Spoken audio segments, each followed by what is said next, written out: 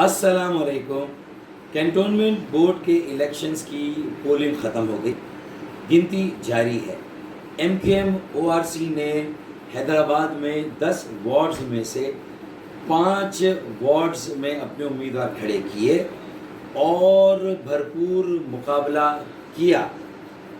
نتائج مجھے امید ہے اللہ تعالیٰ کی ذات سے کہ وہ آبرو مندی کے ساتھ ہمیں کامیابی دے گا، لیکن میں یہاں یہ کہنا چاہتا ہوں کہ نتائج کچھ بھی ہو، کون جیتتا ہے کون ہارتا ہے، میں اس موقع پر حیدرآباد کی عوام ووٹرز کو بلوں اور Syed Waseem Hussain M Q M O R C کے حیدرآباد کے انچارج اور ان کی پوری ٹیم، تمام تحریکی ساتھی، تمام تحریکی ذمہ داران، ان کو دل کی گہرائیوں سے مبارکباد بھی پیش کرتا ہوں، انہیں شاباش بھی دیتا ہوں اور زبردست خراج تحسین پیش کرتا ہوں۔